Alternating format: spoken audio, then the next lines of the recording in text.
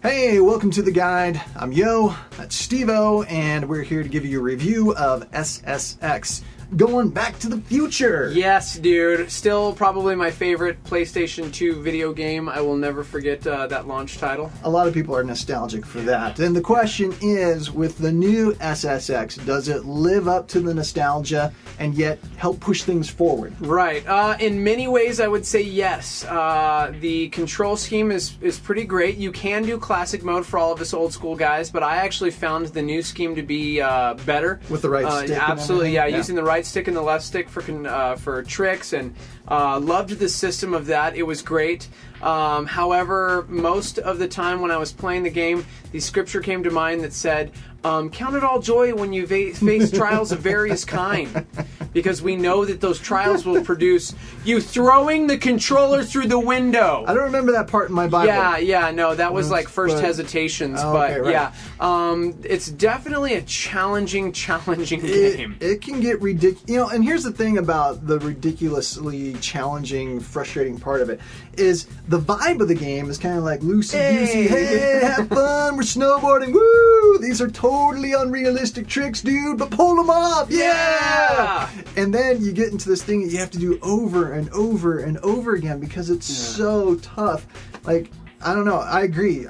Maybe if the vibe of the game had been like a little more like, this is a serious, challenging video game, I wouldn't have been taken aback at like, man, this is really hard. I want to have fun. Just let me go out and do stuff. Yeah, I will say the first time I got a gold medal, I felt like I had actually won a gold medal because it's that difficult. So I couldn't believe I actually got a gold. And since then, you know, I've acquired a few gold medals here and there. However, yeah, it's definitely a challenging game. It feels rewarding when you can actually pull it off, but a lot of the things, a lot of the mistakes, a lot of the whatevers, it just feels like random. It doesn't really feel like it's something that you can get better at. It doesn't feel skill based. Exactly. It just feels like it just random happened. chance, and there's nothing you can do to fix, no matter how good you are. Exactly. And that's what makes it frustrating. Sorry about that lava-filled hole right there in the middle of the mountain. What? Oh man. What do you think of RiderNet? You know, here's the thing: SSX, this version of it, doesn't have traditional multiplayer. It has multiplayer. You can play a game with up to 1,000 people. Yeah.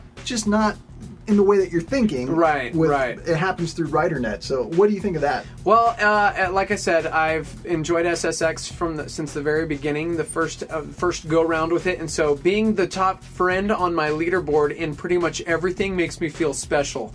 But that's because you have no friends. Exactly. On your leaderboard. However, I do miss out on the actual racing among friends. There's no real multiplayer, and because of that, it's just kind of me. Oh, there goes the ghost that I just flew by. It doesn't have that same like excitement when you race your friends. However, RiderNet, it's basically like Autolog for Need for Speed, where it'll record the times and the achievements of your friends, and then you can compete against those, and it'll instantly update.